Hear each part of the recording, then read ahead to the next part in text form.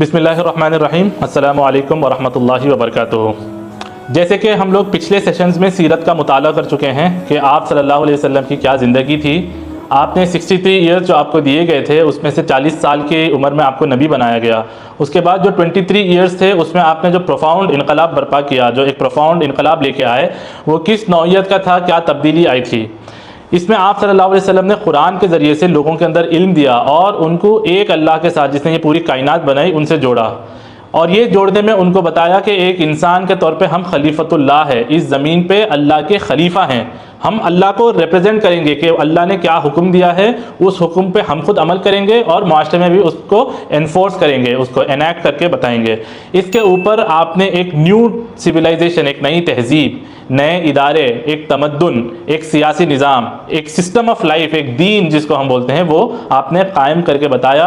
और मदीने में एक मॉडल बता दिया कि अगर किसी को देखना है कि इस्लामी हुकूमत कैसी होती है, कैसे लोग भाई होते हैं आपस में, कैसे लोग जो है अखलाक अपने प्रेजेंट करते हैं, कैसे जो है जो एक दौलत होता है, वेल्थ का सिस्टम होता है, लोगों के अंदर अच्छे तरीके से एक जस्टिस के तरीके से उसमें बांटा जा सकता है, कैसे सोसाइटी का बैलेंस स्ट्रक्चर, जो पावर होता है कि लोग सियासत में चाहते हैं कि पूरी पावर हमारे पास हो, हम कंट्रोल करें लोगों को, तो कैसे आवाम के और हाकिम के दरमियान जो है बैलेंस किया जा सकता है पावर को, और किस लॉज को, किस सिस्टम को सेलेक्ट करके हम सही में दुनिया में अमन कायम कर सकते हैं। तो ये आपने खिलाफत का निज़ाम कायम करके बता दिया। और 632 में, उस साल में कुरान भी मुकम्मल हो गया, 114 सूरतें हिदायत के लिए, और उस साल आप सल्लल्लाहु अलैहि वसल्लम अल्लाह के पास फिर आप यहाँ से, इस दुनिया से इंतकाल फरमा गए। अब आपने जो सोसाइटी को तालीम दी थी कि तुम्हारा जो अगला लीडर के बगैर कभी कोई हुकूमत नहीं चलती, कभी कोई नेशन तरक्की नहीं करता, कभी कोई सोसाइटी प्रोग्रेस नहीं करते। 50, 100, 1000, 10,000 लोग हैं, सब अपनी राय देंगे तो अमल कैसे होगा, कैसे जो है कोई हम कंक्लूजन तक पहुंचेंगे। तो ये बात जो है कि कोई सोसाइटी को प्रोग्रेस करना है तो उनके लीडर्स अच्छे होने चाहिए। तो अब जो मुसलमान उम्मत को जो लोग संभालेंगे वो कैसे आएंगे, तो कुरान उसके बारे में कहता है कि अमरुहुम शूरा बैनहुम, कि अपने मशवरे के जरिए से अपने अगले लोगों को, जो लोग तुम्हारे अफेयर्स संभालेंगे, उनको चूज करो। तो जब आप सल्लल्लाहु अलैहि वसल्लम का इंतकाल हुआ तो मदीने में जो है लोग बहुत ही शौक थे कि कैसे रसूलुल्लाह का इंतकाल हुआ। लेकिन फिर लोगों को समझाया हज़रत अबू बकर ने कि जो अल्लाह की इबादत करता है तो वो जान ले कि अल्लाह हय्यु और क़य्यूम है, अल्लाह हमेशा से ज़िंदा है और कायम है। और जो मोहम्मद सल्लल्लाहु अलैहि वसल्लम की इबादत करता था तो वो जान ले कि मोहम्मद अल्लाह के रसूल थे। उन रसूलुल्लाह से पहले भी काफ़ी रसूल आए और उनका इंतकाल हुआ, वैसे रसूलुल्लाह का भी इंतकाल हो चुका है। उनके तदफीन में, उनको दफन करने में अभी प्रोसेस चल रहा था, लोग काफ़ी दूर दूर से आ रहे थे, नमाज जनाजा पढ़ रहे थे रसूलुल्लाह की। तो वही प्रोसेस में कुछ लोग मदीने के अंसार बनु सकीफ़ा की घाटी, मदीने में एक वैली थी, घाटी, वहाँ पे जमा हुए उस जगह पे बनु सकीफ़ा, वहाँ पे। और अगला कौन रहेगा जो इस उम्मत मुस्लिमा को लीड करेगा। उस वक्त तक रसूलुल्लाह की जो हुकूमत थी वो पूरा का पूरा आज का सऊदी अरेबिया, पूरा ये यूएई के जो इलाके हैं वो, ओमान, यमन, फिर आपका कतर, ये जितने इलाके थे ये सब रसूलुल्लाह के हुकूमत के अंडर आ चुके थे। अब इस बड़े इलाके को लीड करने के लिए अगला लीडर कौन बनेगा, वहाँ पे डिस्कशन चल रहा था। तो हज़रत अबू बकर को जब इत्तला मिली तो वो जो रसूलुल्लाह को अभी दफनाने के प्रोसेस में थे, तो वहाँ पे और भी लोग थे, तो उन्होंने वो काम उनको संभाल के मदीने में बनु सकीफ़ा में घाटी में पहुँचे। किसके साथ? हज़रत उमर और हज़रत अबू उबैदा बिन अल जर्राह के साथ। और लोगों से कहा कि लोग सुनो, मेरे साथ यहाँ पे उम्मत के दो काबिल शख्सियत मौजूद हैं, इन दोनों में से किसी के भी हाथ के ऊपर आगे बढ़ चढ़ के बैत करो। तो हज़रत उमर जो खड़े हुए थे वो देखे कि ये तो अपने ऊपर रिस्पॉन्सिबिलिटी नहीं लेके दूसरों पे डाल रहे हैं। तो हज़रत उमर सबसे पहले आगे बढ़े और हज़रत अबू बकर का हाथ लेके कहा कि मैं आपके हाथ पे बैत करता हूँ कि हम आपको अपना अगला खलीफा, अपना अगला प्रेसिडेंट, प्राइम मिनिस्टर, लीडर मानने के लिए तैयार हैं। उनको देख के अबू उबैदा बिन जर्राह किए। वैसे देखते देखते बनु सकीफ़ा के जितने लोग थे मौजूद वहाँ पर, तकरीबन सब ने हज़रत अबू बकर के हाथ के ऊपर बैत कर दिया। ये दुनिया का पहला free and fair election conduct हुआ गया था। इससे पहले दुनिया में जितने भी हुकूमतें आई थी कभी उसमें पब्लिक का कोई मशवरा लिया नहीं गया था। ये जितने भी आते थे इनका कोई कबीला ताकतवर होता था और उस ताकत के जरिए से ये लोग फिर अपनी हुकूमत करते थे, अपना पावर कायम करते थे। लेकिन ये पहली बार दुनिया में हुआ कि इलेक्शंस किए गए थे लोगों के अंदर और लोगों ने जो है अपना नेक्स्ट लीडर मुंतखब किया। तो ये डेमोक्रेटिक राइट जो है ये किसने दिए? इस्लाम ने दिए। तो बनु सकीफ़ा में जब हज़रत अबू बकर को डिक्लेयर कर दिया गया तो अलग अलग जगहों से लोग आए थे। तो मस्जिद नबी में आपने खुतबा दिया और खुतबे में कहा कि बहुत सारी बातें की, पब्लिक को प्रेसिडेंशियल एड्रेस किया और उनको हिदायत की बातें दी और कहा तुम में से हर शख्स उस वक्त तक ताकतवर है जब तक मैं उसको उसके हक ना दिला दूं, और हर शख्स तुम में से उस वक्त तक कमज़ोर है जब तक उसको उसका हक नहीं दे दिया जाएगा। तो ये उन्होंने कहा कि मैं, ऐसा नहीं है कि अमीर लोग जो हैं उनको जो है पैसों की बारिश कर दूंगा और उनको जो है अलग राइट्स दूंगा और जो गरीब है उनको पिसवा दूंगा, बल्कि कहा कि हक कायम करूंगा, गरीब को सबको एम्पावर करेंगे और जितने अमीर लोग हैं उनको भी उनके हुकूक देके उनको चेक्स एंड बैलेंसेस में रखेंगे। तो ये जब चल रहा था तो इस दौरान जो है हज़रत अबू बकर की जो खिलाफत रही, 632 में आप बने खलीफा, उसमें कुछ चैलेंजेस पेश आना शुरू हुए। सबसे पहला जो चैलेंज था वो ये था कि जब रसूलुल्लाह खुद जिंदा थे, आप मौजूद थे, आपने अपने आखिरी दौर में जो है एक फौज बना के भेजी। ये फौज किसकी थी? ये फौज जो थी मुसलमानों की, इसके जो लीडर थे उसामा बिन जैद रज़ियल्लाहु ताला अन्हु, रसूलुल्लाह के मुंह बोले बेटे जैद बिन के बेटे उसामा, 17 साल के नौजवान थे, उनको भेजा कि रोमन एम्पायर से लड़ने जाओ। तो ये जब ये लोग मदीने के कुछ बाहर ही पहुंचे थे तो इत्तला आ गई कि रसूलुल्लाह का इंतकाल हो गया, इस वजह से रुक गई फौज और वापस आ गए, नहीं गए वो लोग। तो हज़रत अबू बकर ने सही इस फौज को रवाना किया, उसामा बिन जैद का, कहा कि ये फौज जाएगी, जिस फौज को रसूलुल्लाह ने भेजा था वो फौज को मैं नहीं रोकूंगा। तो ये फौज गई, मतलब होम ग्राउंड से निकल के ये लोग किससे, रोमन एम्पायर से टकराने के लिए गए हैं। अभी इतनी पावर आ गई है अंदर। दूसरा बड़ा अहम चैलेंज था कि कुछ लोग खड़े हो गए थे, उन्होंने अपने आप को नबी होने का दावा कर दिया। उन्होंने कहा कि अगर रसूलुल्लाह नबी हो सकते हैं तो हम भी नबी हो सकते हैं। इसमें जो है तुलेहा अल असदी था, असदुल्लाह अल अंसी, ओमान से लाकिद बिन मालिक, फिर सज्जाह एक नाम की झूठी औरत, फिर सबसे बड़ा इनमें से था मुसलमा अल कज़्ज़ाब। रसूलुल्लाह की हदीस है कि मेरे बाद 30 झूठे दज्जाल आएंगे और ये नबी होने का दावा करेंगे, और जो आखिरी आएगा वो खुदा होने का दावा करेगा। तो ये पूरे हिस्ट्री में हम देखेंगे कि कई सारे लोग उठे थे, 8 तो ये खुद हो गए, 5 तो ये हो गए जो हम गिनाएं, और बाद में बहुत सारे उठे हैं तारीख में जिन्होंने नबी होने का दावा किया। तो हज़रत अबू बकर रज़ियल्लाहु ताला अन्हु ने इस नए फितने को क्रश करने के लिए, और इनके साथ कई सारे कबीले उठे थे जिन्होंने कहा कि हम अब इस्लाम छोड़ के वापस अपने बाप दादा के दीन कुफर पे वापस चले जाते हैं, मुर्तद हो गए। तो ये जो फितना था इसमें ऐसा लग रहा था कि इस्लाम जो है, जो रसूलुल्लाह ने इस बड़े खित्ते पे कायम किया, ये ख़त्म हो जाएगा और सिर्फ मक्के मदीने तक बाकी रह जाएगा। यहाँ तक कि कई सारे इलाकों में बगावत हुई, मक्के में बगावत होना शुरू हुई, लेकिन मक्के की बगावत को कुचल दिया गया था। यहाँ तक कि बस मक्का, मदीना और ताइफ, यहाँ तक इस्लाम रह गया था, बाकी सारे इलाके जितने थे वो सब मुर्तद हो गए थे या फितनों का शिकार हो गए थे। और एक फितना आया था मानईन ज़कात का, कि कुछ लोगों ने कहा कि हम ज़कात, बहरीन के लोगों ने कहा कि हम ज़कात सेंटर को नहीं देंगे, मदीने को, हम अपने लोगों में खुद बांट लेंगे। हज़रत अबू बकर ने कहा कि अगर ये रसूलुल्लाह के ज़माने में ऊँट देते थे और उसके साथ रस्सी, और आज कहें कि आप ऊँट लेके जाएं, रस्सी हम ज़कात में नहीं देंगे, तो मैं उनके खिलाफ ऐसे जिहाद करूँगा जैसे काफिर के खिलाफ किया जाता है। क्यों? क्योंकि ज़कात देना एक हुकूमत का मतलब फ़र्ज़ है, हमें हुकूमत को हम ज़कात दें, अल्लाह के रास्ते में ज़कात निकालें। हम अगर नहीं देंगे तो ये हुकूमत जो है अपने एक्सपेंसेस और जो खिलाफत का निज़ाम है वो कैसे चलाएगी? तो आप बगावत कर रहे हैं। तो उस बगावत को कुचलने के लिए अब रिद्दा वॉर्स शुरू हुई, एक पूरी सीरीज है जंगों की। इस जंगों की 11 फौज बना के मदीने से भेजे गए थे। एक फौज की क़ियादत खालिद बिन वलीद की है, एक फौज की क़ियादत इक्रिमा बिन अबी जहल की है, एक की क़ियादत शुहैबिल बिन हसना की है, अला अल हदरमी की है। कई सारे 11 टोटल भेजे गए थे मुख्तलिफ दिशाओं में, मुख्तलिफ डायरेक्शन में, कि ये जो फितने हमें पेश आए इन सबको कुचलो। तो 2.5 ईयर्स का यह दौर था जिसमें ये पूरे फितने जो है इनको कुचल दिया गया था, जो फितने उठे थे इसमें, और वापस हुकूमत को जो है कंसोलिडेट कर दिया गया था। असर नौ रसूलुल्लाह ने जो 6 मुल्कों में हुकूमत कायम की थी वो पूरे इलाके पे वापस इस्लाम का परचम लहरा दिया। अब इस दौरान इसमें एक जंग हुई थी, जंग यमामा।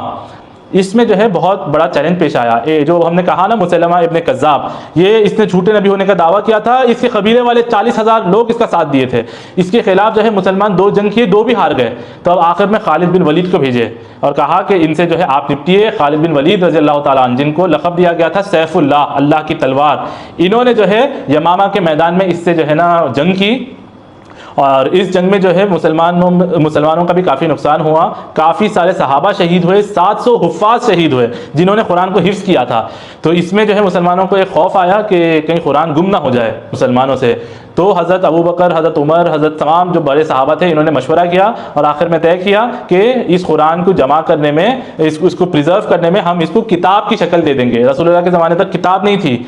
बड़े बड़े जो ऊँट की जो चमड़ी थी या हड्डी थी उस पर लिखा जाता था, सूखे पत्तों पे। लेकिन अभी किताबी शक्ल देना है तो आपको पेपर, इंक, इन सब का इस्तेमाल करना है। और सबसे बड़ी बात, लोगों को जो है वो पूरा सीक्वेंस याद होना चाहिए कि कौन सा सूरा पहला आएगा, कौन सा बाद में, कौन सा कब आएगा, ये सीक्वेंस। तो इसके लिए एक कमेटी बनाई गई थी और उस कमेटी का चेयरपर्सन हजरत जैद बिन साबित रज़ियल्लाहु ताला अन्हु, ये दूसरे सहाबी थे बहुत जलीलुल क़दर सहाबी, इनको उसका चेयरपर्सन बनाया गया और इनको फिर वो टास्क दिया गया था कि आप कुरान को किताबी शक्ल में ये कर दें।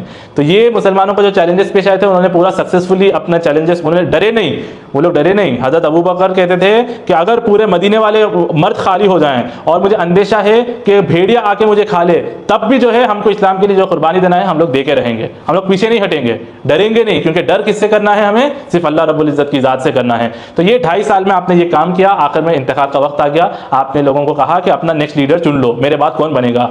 तो क्योंकि जब भी नया सिस्टम आता है ना तो शुरू के टाइम में कुछ वक्त लगता है चीज़ों को समझने में, चीज़ों को हैंडल करने में, तो लोग कंक्लूजन पे नहीं पहुंच सके थे कि कौन हमारा अगला कैंडिडेट बनेगा। कोई कह रहे थे कि हज़रत उमर भी बन सकते हैं, कोई कह रहे थे कि कोई और बन सकते हैं, अलग अलग राय थे। तो लोगों ने कहा कि आप फैसला कर दें, हज़रत अबू बकर के पास आके कहा कि आप फैसला कर दें। तो हज़रत अबू बकर ने वही पब्लिक जो आके इनको रिक्वेस्ट कर रही उसके मुताबिक जो है इन्होंने फैसला किया कि मेरे बाद जो है उमर इब्ने खत्ताब ये दूसरे खलीफा बनेंगे। और आपका फिर इंतकाल होता है जमादुल उला के महीने में, 22 जमादुल उला जमातुल उखरा, इसमें इंतकाल होता है। और इसके बाद हज़रत उमर खलीफा बनते हैं। हज़रत अबू बकर 2.5 साल हुकूमत किए, 2.5 ईयर्स। इसके बाद हज़रत उमर जब बनते हैं खलीफा 10 साल हुकूमत करते हैं, 634 से लेके 644 AD। इस 10 साल में जो है अब इस्लाम इन 6 इलाकों से निकल के जो है इंटरनेशनल लेवल के ऊपर फैलता है। इस ज़माने में जो है 2 बड़ी जंगें होती हैं, जंग यरमुक और जंग खादसिया।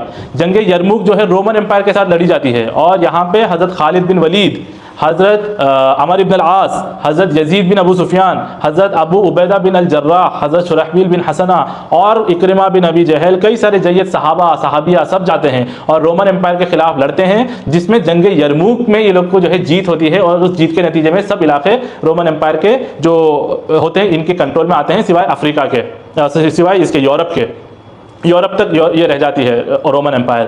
फिर दूसरी जगह जंग खादसिया, यहाँ पे साद इब्न अबी वक्कास को जो है ये बना के भेजते हैं सिपह सालार, और साद इब्न अबी वक्कास मोहम्मद सल्लल्लाहु अलैहि वसल्लम के मामू थे, रिश्तेदार, तो इनको भेजते हैं। और ये जंग खादसिया में जो है ईरानियन एम्पायर के साथ जो है जीत जाते हैं। और इसमें जो है यहाँ पे ईरानियन एम्पायर जो होती है, जिसमें इराक आता था, ये तमाम बड़े मुल्क, ये सब इस्लाम के उसमें आ जाते हैं। और अब यहाँ पे जो है फिर मुसलमानों का एक मतलब उनकी नई तहजीब, उनका तमद्दुन, ये सब फैलता है। हज़रत उमर जो है एनहांस करने के लिए बैतुल माल का निज़ाम बनाते हैं कि अब ये जितना भी रेवेन्यू हम जनरेट कर रहे हैं खेती बाड़ी के जरिए से, ज़कात के जरिए से, सब जरिए से, इसको कैसे लोगों के अंदर बांटा जाए, कैसे पब्लिक को बेनिफिट दिए जाएं। लोगों के स्टाइफंड्स फिक्स थे, साहबा के सबके स्टाइफंड्स फिक्स थे कि पब्लिक जिसके पास जो है ज़रूरत के लिए कुछ नहीं है, उनको हम पैसे देके जो है उनकी ज़रूरियात पूरी करेंगे। और फिर कैलेंडर का सिस्टम, ये जो हिजरी कैलेंडर हम पढ़ते हैं, इसका सिस्टम हज़रत उमर रज़ियल्लाहु ताला अन्हु ने जो है ना शुरू किया। फिर पोस्टल का जरिया कि लोगों को ख़त पहुँचाना है, आर्मी के रिफॉर्म्स, ये सब हज़रत उमर रज़ियल्लाहु ताला अन्हु ने अपने ज़माने में किए।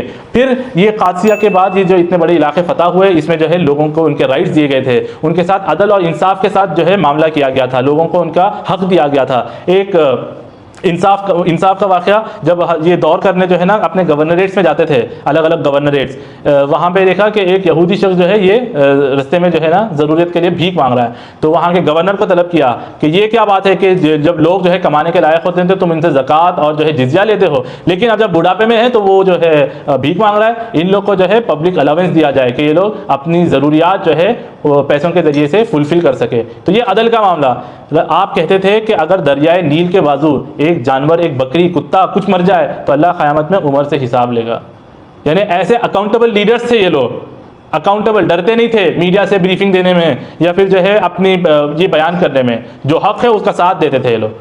तो ये उनके और इनके बेटे एक बार जो है अब्दुर्रहमान बिन उमर, ये इजिप्ट जब गए थे, जब इजिप्ट फतह होता है, अमर इब्न अल-आस रज़ियल्लाहु ताला अन्हु ये इजिप्ट फतह करते हैं हज़रत उमर के ज़माने में। और वहाँ पे जो है ना कुछ महफिल होती है, उसमें जो है कुछ लोग इनको शराब पिला देते हैं। तो जब मालूम चल जाता है तो शराब की सज़ा है कि कोड़े मारे जाए, आज़ाद आदमी हैं तो 80 या 40 कोड़े मारे जाएँ। तो जब कोड़े वहाँ पे हज़रत अमर इब्न अल-आस गवर्नर होते हैं, वो कोड़े दे देते हैं, लेकिन हज़रत उमर बोलते हैं कि नहीं, इसको मदीना भेजो। तुमने ये रियायत की होगी कि इसने ये खलीफा का बेटा है तो हल्का मारा होगा, तो मदीना बुलाते हैं और मदीना बुला के जो है उनको फिर कोड़े लगवाते हैं हज़रत कि मेरा बेटा है, मैं खलीफा हूँ तो उसको स्पेशल प्रिविलेज नहीं मिलेगा, आम लोगों के जो हुकूक है वैसे ही हुकूक सबको दिए जाएंगे। ये इंसाफ था उनके ज़माने में, हज़रत उमर की अदालत, ये अदालत थी कि हर आदमी को उसका। और एक ज़माने में जो है ना ईरान का एक सफ़ीर आया था, जब ईरान के साथ ये सब चल रहे थे मामला जंग और ये सब के, तो सफ़ीर आया था और उसने कहा कि कहाँ है तुम्हारा बादशाह, मुझे मिलना है। तो लोगों ने कहा कि हमारा कोई बादशाह नहीं है, हमारा अमीरुल मोमिनीन है। और वो कहाँ गए हैं, वो हमारे बैतुल माल के कुछ ऊँट हैं, वो भाग गए ऊँट, वो ऊँट पकड़ने गए हैं। ऊँट पकड़ने खलीफा गए हैं, यानी कि बैतुल माल, पब्लिक का जो माल है उसको खर्च करने का, उसकी हिफाजत ऐसे करते थे कि माल से कुछ चीज़ भागे तो खुद हिफाजत करने गए। तो जब ये देखे धूप का वक्त था वो हज़रत उमर, तो वो क्या किए, आराम करने के लिए कोई पेड़ देखे, वहाँ पे जो है ईंट रखे, ईंट पे अपना जो अमामा निकाले उस पर सो गए। वो ढूंढते ढूंढते जो है सफ़ीर आया, वो देखा कि अच्छा ये तो यहाँ सो रहे हैं, तो कहा कि आप इंसाफ करते हैं इसीलिए खुले में आराम से सो सकते हैं, हमारे बादशाह अवाम का खून निचोड़ते हैं इसीलिए महल में बड़े बड़े किलों के अंदर रहते हैं ताकि पब्लिक हम पे हमला ना कर सके। तो ये गवाही कौन दे रहा है? दुश्मन दे रहा है, मुसलमान नहीं था वो गैर मुस्लिम था, लेकिन गवाही दे रहा है। तो ये हज़रत उमर के ज़माने में हर सहाबी फिर अमीर हो गए थे, सबके पास दौलत आ गई थी, एक अदल का निज़ाम चल रहा था, स्कूल्स बनाए थे आपने ताकि लोग इल्म हासिल करें, उसमें कुरान, हदीस, फ़िक़ा, करेंट अफेयर्स और ये अपने मैथ्स, ये तमाम सब्जेक्ट्स के अब हमको हुकूमत चलाना है, उसको जो जो चीज़ें IAS IPS ऑफिसर बनना है, हमें जो जो चीज़ें चाहिए वो सब हमें इस एजुकेशन सिस्टम के ज़रिए से देना है। फिर मिस्र भी जो फतह हो गया उनके ज़माने में, इतने बड़े इलाके पे हुकूमत हुई, आखिर में जो है आपने ख्वाब देखा कि आपको कोई आपके सर के ऊपर जो है ना एक रूस्टर जिसको बोलते हैं यानी मुर्गा, वो ठोंक मार रहा है। तो जब पूछा कि इस ख्वाब की क्या ताबीर है, तो एक बड़ी सहाबिया हज़रत अस्मा बिनते उमैस रज़ियल्लाहु ताला अन्हा, उन्होंने कहा कि आपको कोई मदीने के अंदर शहीद करेगा। अब लोग तसव्वुर भी नहीं कर सकते थे कि उमर इतनी बड़ी शख्सियत जिसके ज़माने में रोमन एम्पायर और Iranian empire, two super powers, उसको शिकस्त दी गई थी, और इनके इतने काबिल जनरल, इतने बड़े बड़े जनरल, पावरफुल जनरल्स, ये लोग, इनको कोई शहीद करेगा, वो भी मदीने में, कैपिटल जो है हमारा, जहाँ पे पूरा टैलेंट मौजूद है, बड़ी बड़ी शख्सियात मौजूद है, यहाँ पे हज़रत अली मौजूद हैं, फिर बहुत हज़रत तलहा, हज़रत ज़ुबैर, इतनी बड़ी बड़ी, कौन शहीद करेगा इनको? फिर एक दिन ऐसा होता है कि एक ईरानी जिसका नाम होता है अबू फेरोज़ लुलू, ये जो है अपना, इसका एक केस होता है, ये लेके आता है, ये कहता है कि मेरे जो आका हैं मुगीरा बिन शोबा रज़ियल्लाहु ताला अन्हु, ये जो है ना मेरे साथ हर दिन 2 दिरहम टैक्स लेते हैं, मेरे लिए ज़्यादा है, तो हज़रत आप कम कर दीजिए। हज़रत उमर ने कहा कि तुम क्या करते हो? तो इसने गिनाया कि मैं तलवार बना सकता हूँ, नेज़े बना सकता हूँ, यानी स्किल्ड आर्टिस्ट था ये, बहुत स्किल्ड, और इसको जो है ना पानी बनाने की चक्री जो होती है ना, वाटर टर्बाइंस जिसको बोलते हैं, वो भी बनाना आता था। तो ये सब जब वो गिनाया तो हज़रत उमर ने कहा तो तुम तो इतने स्किल्ड आदमी हो, तो दिन का अच्छा कमा के इतना तो तुम दे सकते हो, इतना तो तुम टैक्स दे सकते हो। उसको वो बात अच्छी नहीं लगी, उसको बहुत वो, तो हज़रत उसको ऐसा लगा कि ये मेरे साथ जुल्म ज़्यादती हुई। तो हज़रत उमर को जब उसने कहा कि मैं पानी बनाना भी जानता हूँ चक्री, तो हज़रत उमर ने कहा कि एक हमारे लिए बना दो ताकि हम मदीने में उसको इस्तेमाल कर सकें। तो उसने कहा कि मैं एक ऐसी चक्री बनाऊंगा जो आप हमेशा के लिए याद रखेंगे। वो जब चले गया, हज़रत उमर ने कहा कि इसने मुझे मारने की धमकी दी, अरेस्ट नहीं किए, जेल में नहीं डाल दिए, हाउस अरेस्ट भी नहीं कर दिए, आज़ादी थी एक्सप्रेस करने की। बोल रहे हो, अमल आपका मैटर करता है, धमकी दिया, अमल नहीं कर दिया, या उसके लिए प्लानिंग करना शुरू नहीं कर दिया, कोई अरेस्ट नहीं किया। इसने जो है फिर एक वक्त जब फजर की नमाज़ चल रही थी, तो इसने जो है फजर के नमाज में जो है खंजर के साथ, जहरीले खंजर के साथ 7 वार करके हज़रत उमर को ज़ख्मी कर दिया, उनके जो इंटेस्टाइन्स थे ये सब बाहर निकाल दिए। नमाज चल रही थी, नमाज के हालत में हज़रत उमर जब ज़ख्मी होते हैं तो पीछे हज़रत अब्दुर्रहमान इब्न औफ होते हैं, उनको पकड़ के आगे करते हैं कि नमाज़ कंप्लीट कराएं, और आप बाजू गिर जाते हैं। ये भागता है, भागने में जो है ना ये इसको लोग पकड़ने की कोशिश करते हैं, तो कम से कम जो है 7 से 13 सहाबा इसके अंदर शहीद हो जाते हैं, ज़ख्मी हो जाते हैं, कुछ शहीद होते हैं, कुछ ज़ख्मी होते हैं।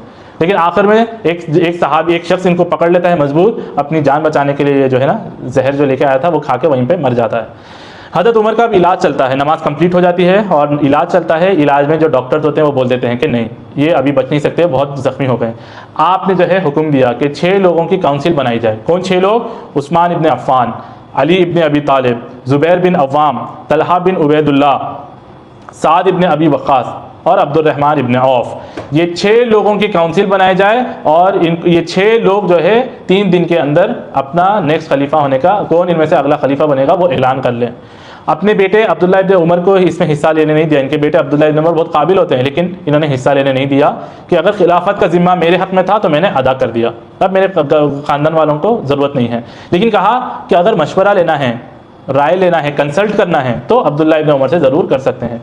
ये कह के फिर आप इस दुनिया से रुखसत हो गए, आपका इंतकाल हो गया, आप शहीद हो गए। वो जो 6 लोग होते हैं उनके अंदर इलेक्शन होता है। अब्दुर्रहमान इब्न औफ, कुछ लोग वॉलंटरीली हट जाते हैं। अब्दुर्रहमान इब्न औफ उसमें से कहते हैं कि मैं इस शर्त पे हटूंगा कि आप मुझे जिम्मा दें कि आप दोनों के बीच में मैं फैसला करूं।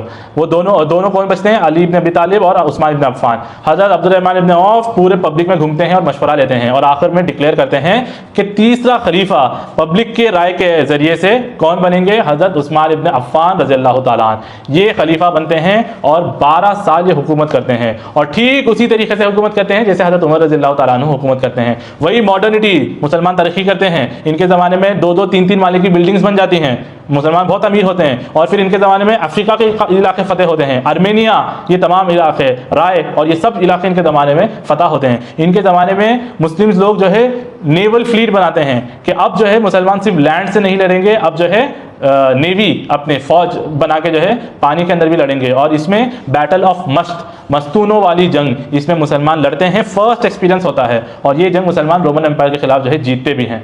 तो ये अब मुसलमानों की ताकत कि अब मुसलमान जो है दुनिया की एक सुपर ग्लोबल पावर के लोग टकराने से पहले जो है इनसे जो है सोचते हैं कि किससे टकराने जा रहे हैं। हज़रत उमर, हज़रत उस्मान, इनका नाम जो है रोमन एम्पायर और इन सब के जो वो होते हैं लोगों में, उनके अंदर खौफ लेके आ जाता था इनका नाम सुनते ही। इतने पावरफुल ये लोग बन चुके होते हैं। और फिर माल, इन सब की जो दौलत होती है ना, ये लोगों के अंदर खूब तकसीम होती है, खूब जो है लोगों के अंदर जो है ना पैसे तकसीम करते हैं, उनके साथ इंसाफ करते हैं।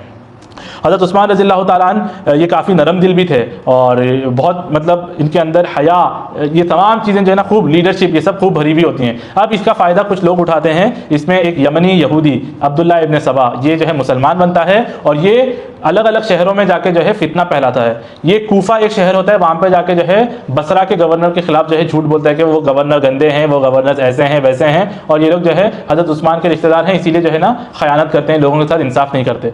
बसरा जाता है तो इजिप्ट के गवर्नर के खिलाफ जो है ना बकवास करता है, इजिप्ट जाता है तो कूफे के गवर्नर। अब उस ज़माने में मीडिया नहीं था, उस ज़माने में टेक्नोलॉजी नहीं थी, तो लोग कैसे वेरीफाई कर सकें कि ये बात जो वो कह रहा है सच कह रहा है। और ये आम इंसान का मिजाज है, आप अच्छी बातें बोलें तो उतना दिल नहीं ठुकता, वो सुने कि आपने उसके बारे में बुराई की है वो आसानी से जो है मान लेता है, बुरी बात मान लेता है। तो ये फितना जो है शुरू होते होते ऐसे होता है कि एक पूरा का पूरा ग्रोह तैयार हो जाता है और वो लोग अड़ जाते हैं कि हज़रत उस्मान अपनी खिलाफत को छोड़े।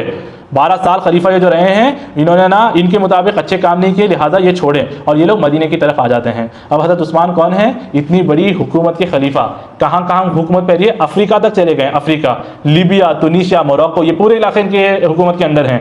इनके गवर्नर्स कौन हैं? अमर इब्न आस, ये हज़रत अमीर मुआविया रज़ियल्लाहु ताला अन्हु। और इनके पास जनरल्स कौन कौन हैं? ज़ुबैर बिन अव्वाम, तलहा बिन उबैदुल्लाह, अब्दुल्ला बिन ज़ुबैर, अब्दुल्ला बिन उमर, हसन, हुसैन रज़ियल्लाहु ताला अन्हु, बड़े बड़े साहबा ये लोग जो है इनके पास मौजूद हैं। लेकिन किसी को हुक्म देते हैं कि कोई हथियार नहीं उठाएगा, ये जो बागी आए हैं इनको मुझसे दुश्मनी है, मुझसे निपट लें, बाकी कोई लोग हथियार नहीं उठाएंगे।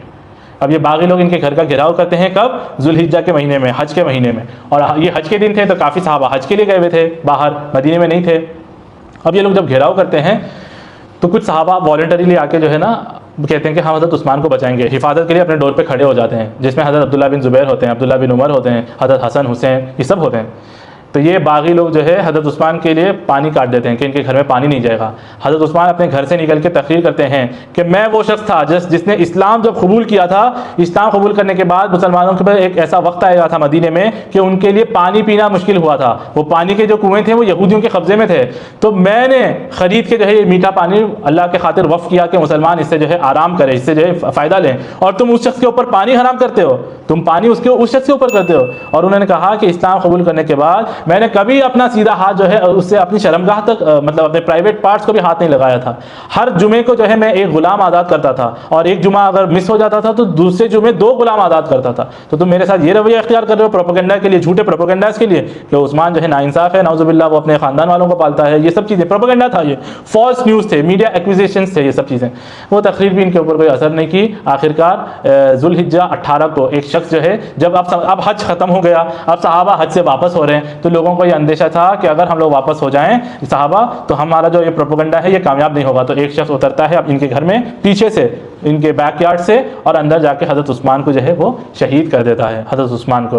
तो आप रज़ियल्लाहु ताला अन्हु का इंतकाल हो जाता है, फिर आपको दफना दिया जाता है। इनका जब इंतकाल होते जाता है तो इनकी बीवी होती हैं हज़रत नाइला बिनते फारिका, ये बचाने आती हैं। तो वो जो वार करने आदमी आता है ना, खतर करने, वो इनकी उंगलियां शहीद कर देता है, इनकी उंगलियां कट जाती है उसके ज़रिए से, उस वार के अंदर। वो बचा नहीं सकती, आखिरकार बहुत पर्दादार खातून थी, तो हज़रत उस्मान की शहादत हो जाती है। उनको अभी दफना दिया जाता है। अब मदीने के अंदर एक टेंस माहौल होता है कि हमारा खलीफा शहीद हो गया। पूरे आलम इस्लाम में कि एक खलीफा जो इतना ज़बरदस्त खलीफा था, इतना अमन पसंद था, इतना जो है उसने इंसाफ किया था, उसको शहीद कर दिया गया। अब इस टाइम क्योंकि मदीने में जो है ये बागी लोग जो आए थे ना, अब्दुल्ला इब्न सबा जिनको लेके आए थे, इनका कंट्रोल होता है, ये लोग जो है पूरा वो होते हैं। तो ये लोग जो है हज़रत अली को घेर लेते हैं और कहते हैं कि आप अगला खलीफा अपने आप को डिक्लेयर करें। अब हज़रत अली सोचते हैं कि ये लोग जो मेरे इर्द गिर्द घिरे हुए हैं वो बनना नहीं चाहते थे, लेकिन अगर इनमें से कोई शख्स अपने आप को खलीफा डिक्लेयर कर देगा तो अब उसको हटाने के लिए कितनी बड़ी प्रॉब्लम्स हमको फेस करना पड़ेगा। तो आपने उस टेंस माहौल में वक्त को जानते हुए आपने अपने आप को अपने कबूल कर ली और अपने खिलाफत कबूल कर ली। इसके बाद आपने जो है वादा की, आपने जो है ना इक़दाम लिए, आपने जितने पुराने गवर्नर्स थे उन सबको जो है हटा दिया और नए गवर्नर्स जो है उसको अपॉइंट किए। इसमें जो सीरिया के गवर्नर होते हैं वो होते हैं अमीर मुआविया रज़ियल्लाहु ताला अन्हु। ये कहते हैं कि आप सिर्फ क़ातिलीन उस्मान से बदला ले लें, मैं इस गवर्नर के पोजीशन से हटने के लिए तैयार हूँ। हज़रत अली कहते हैं कि आप मेरे हाथ पे बैत करें, मुझे ताकतवर करें, मुझे और मज़ीद सहारा दें तो मैं क़ातिलीन उस्मान के साथ बदला लूँ।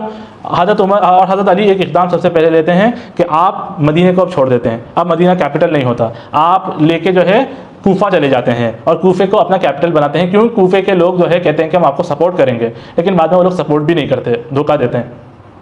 कूफा जाते हैं, वहाँ पे मस्जिद में ऐलान करते हैं कि हम क़ातिलीन उस्मान से बदला लेंगे, जो लोग हज़रत उस्मान को कत्ल किए हम उन सब के साथ बदला लेंगे। 10,000 लोग मस्जिद में हाथ उठाते हैं कि हम कातिल हैं उस्मान के, हमसे बदला लो। अब कोई एक आदमी हज़रत उस्मान को मारा रहेगा ना, जितने लोग आए थे सब तो नहीं मारे, कोई एक जाके मारा होगा। तो आप एक के लिए 10,000 लोग को मार सकते हैं? नहीं मार सकते, ये भी गलत बात है। तो ये एक डलाइमा था कि हज़रत अली रज़ियल्लाहु ताला अन्हु ट्रेस नहीं कर पा रहे थे कि कौन वो एक वाहिद शख्स था जो मतलब जिसने हज़रत उस्मान को कत्ल किया। ये जो आज मॉब लिंचिंग होती है, मॉब लिंचिंग और ये सब चीज़ें ना, ये वही है, एक ग्रुप आके आप पे हमला करता है, अब वो ग्रुप में से कौन एक आदमी था जिसने मारा वो मालूम नहीं चलता, उस वजह से ये केसेस वीक होते हैं और जस्टिस तक पहुँच नहीं पाते हैं। तो ये कमज़ोरी थी, हज़रत आइडेंटिफाई नहीं हो सका कि कौन वो वाहिद शख्स था जिसने हज़रत उस्मान को शहीद किया, लिहाजा वो बदला नहीं ले सके। लेकिन ये बदला लेने में और जो टेंस माहौल क्रिएट हुआ, इसमें आपस में सहाबा के अलग अलग ग्रोह बन जाते हैं। एक हज़रत आयशा रज़ियल्लाहु ताला अन्हा का ग्रोह बनता है और वो कहते हैं कि हम जो है हज़रत उस्मान का अपने तौर पे क़िसास लेंगे, बदला लेंगे। और ये लोग जाके बसरा और ये इलाकों के ऊपर जो है मतलब वहाँ के लोगों को कन्विंस करते हैं। अब एक हुकूमत में एक लीडर हो सकता है, अब एक लीडर की बात नहीं मान के लोग अपनी अपनी बात मनवाएं तो उसमें वो हुकूमत क्या है, टूटना शुरू हो जाएगी। तो हज़रत अली के लिए मतलब उस वक्त की नेसेसिटी थी कि जो लोग जो है अपने तौर पे कानून को अपने हाथ में लें, उनके खिलाफ जो है एक्शन लें।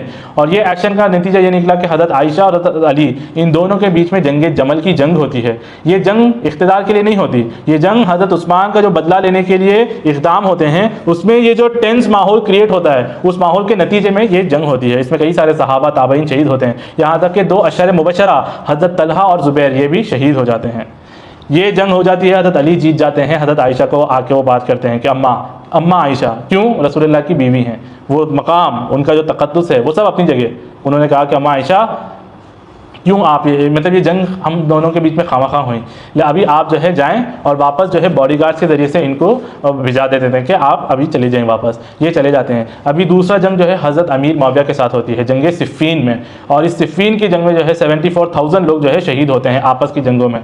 सहाबा आपस में, सहाबा ताबईन ये सब आपस में लड़ते हैं और इस आपस के नतीजे में इतने लोग शहीद होते हैं आपस।